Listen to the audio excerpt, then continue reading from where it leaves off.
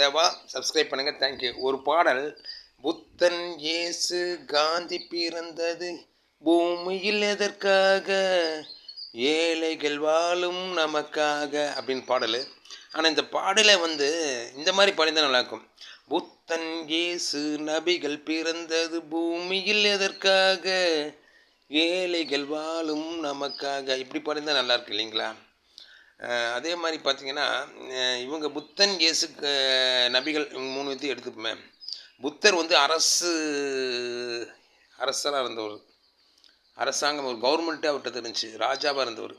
அவர் அந்த இதெல்லாம் விட்டுட்டு துறவியாக மக்களுக்கு உபதேசம் சொன்னார். ஏதோ ஏட்டுச்சுரைக்காய் கதைக்கு உதவாங்கிற மாதிரி மக்களுக்கு அறிவுரைகள் சொன்னார். அவர் அறிவுரைகள் சொல்கிறத விட்டு போட்டு மனிதர்களுக்கு எல்லா மாவட்டத்துலேயும் ஒவ்வொரு ஆசிரமம் திறந்து, அந்த காலத்துலேயே ஒரு ஆசிரமம் திறந்து அந்த இடம் வாங்கி, இடமெல்லாம் அவருக்கு இருக்கும்.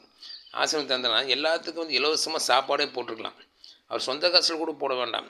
ஏதாவது இந்த பேங்க் அந்த மாதிரி இது பண்ணி அந்த வட்டி மூலமாகவே நம்ம சாப்பாடு போடலாம். இப்போ 1 கோடி கொடுத்தோம் இந்த காலத்தில் 66,000 ரூபா வருது. அந்த மாதிரி அந்த காலத்தில் ஏதாவது இருந்திருக்கும். இல்லை பேங்க் இல்லை அப்படின்னா அவரோட சொந்த காசுலேயே அவர் தாராளமாக மக்களுக்கெல்லாம் உணவு, உடை, இருப்பிடது 3ஐயும் கொடுத்துருக்கலாம். ஆனால் கொடுக்கல. ஏசுசாமி அப்படித்தான். ஏழை குடியில் பிறந்தார். ஏழை குடியில் பிறந்த ஒரு பெரிய பணக்காரக்குள்ளே பிறந்தால் மக்களுக்கு அறிவுரை சொல்கிறது மட்டும் இல்லாமல், பணக்காரர் யாருமே பாதிரியாவோ யாரோ வரமாட்டேங்கிறாங்க. ஏன்னா அவங்க வந்தாங்கன்னா சம்பளம் கொடுக்க வேண்டிய அவசியம் இருக்காது. அவங்க வாங்குகிற சர்ச்சில் வர வருமானத்தை ஏழைகளுக்கு மட்டுமே உதவி பண்ணுற மாதிரி இருக்கும். அது மாதிரி கடவுள் பணக்காராக பிறந்து அறிவுரை கூறி, ஏன் பணக்காரன் பாதிரியாக இருக்கக்கூடாதான்னு தெரியல, ஏழை தான் ஆகணுமா, அறிவுரை கூறினார்னா அவர் எல்லாமே சில இயேசுநாதர் உபதேசம் பண்ணுறப்ப பார்த்திங்கன்னா வர்ற மக்களுக்கு 2 அப்பம் 3 அப்பம் 2 மீனை வச்சு 5000 பேர்த்துக்கு சாப்பாடு இவர் கொடுத்தாரு. ஆனால் இப்போ இருக்கிற கூட்டங்கள்லாம் பார்த்திங்கன்னா மக்கள்கிட்ட தான் காசு வாங்குறாங்க இல்லையா, மக்களுக்கு எதுவும் செய்ய மாட்டேங்கிறாங்க. இந்த மாதிரி தான் போயிட்டுருக்குது.